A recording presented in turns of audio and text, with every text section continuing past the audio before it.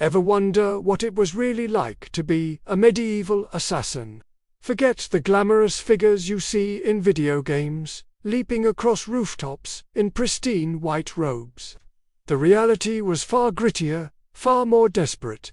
Most assassins weren't part of some secret, honorable brotherhood. They were often disgraced knights, desperate peasants, or political exiles with nothing left to lose. Their missions weren't elegant dances of death. They were brutal, clumsy, and incredibly risky.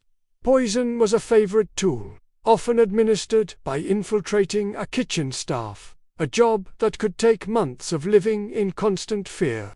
If you used a blade, you had one chance to get close, and failure meant a gruesome, public execution. There was no honor, no glory, only a purse of coins and the crushing paranoia that your employer might be the next one to hire someone to silence you. It was a life of shadows, not of legends. Now, let's journey back even further, to the court of ancient Macedon, and meet a woman who shaped the course of history. Olympias, the mother of Alexander the Great. Olympias was no ordinary queen. She was a princess from Epirus, a devout follower of mystic cults, and was said to handle snakes as part of her rituals. Her ambition was as fierce as her faith. When her husband, King Philip II, took other wives, threatening her son Alexander's claim to the throne, Olympias didn't just stand by. Ancient historians whisper that she was involved in Philip's assassination, clearing the path for her son. As regent, she was ruthless, eliminating rivals with cold precision to secure Alexander's power. She believed her son was destined for greatness, perhaps even descended from Zeus himself. But her ferocity was also her undoing. After Alexander's death, her relentless political maneuvering and thirst for vengeance turned the other generals against her.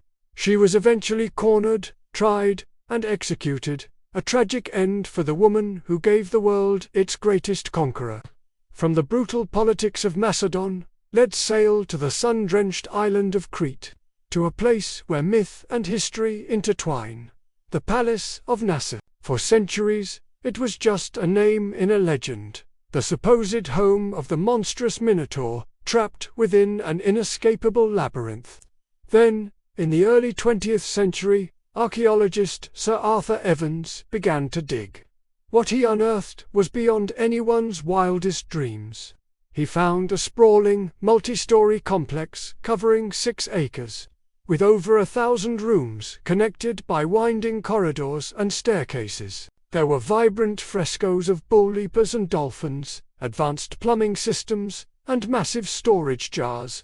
Evans had discovered the heart of the Minoan civilization, a sophisticated Bronze Age culture that thrived thousands of years before classical Greece. He named it Knossos, and believed he had found the very labyrinth of myth. While there's no evidence of a literal Minotaur, the palace's bewildering layout might well have been the inspiration for the legend. Today, walking through its reconstructed ruins, you can't help but feel the echoes of that ancient story, a whisper from a lost world. Now, imagine the ultimate test of ancient power, a siege. For thousands of years, the strongest defense was a high stone wall. But for every wall, humanity invented a way to break it. Siege warfare was a brutal, brilliant, and terrifying science. It began with a blockade, an attempt to starve a city into submission. If that failed, the engineers got to work. Giant wooden structures, called siege towers, bristling with archers, were rolled up to the walls. Down below, soldiers would shelter under mobile roofs, inching a massive battering ram forward to pound at the gates. From a distance, the artillery unleashed hell. First came the catapults, flinging heavy stones and flaming projectiles over the walls. But the true king of siege engines was the Trebuchet. Using a massive counterweight, these behemoths could hurl boulders weighing hundreds of pounds with enough force to shatter stone fortifications. And sometimes, the attack came from below. Miners would dig tunnels, called saps, right under the walls, supporting the earth with wooden props. Then, they'd set the props on fire, causing the tunnel and the wall above it to collapse, creating a breach for soldiers to pour through. The defenders weren't helpless, of course. They'd pour boiling oil, drop heavy rocks, and use their own catapults to smash the siege engines. Sieges were a desperate, bloody stalemate, a contest of engineering, endurance, and sheer will that could last for months or even years, deciding the fate of entire empires.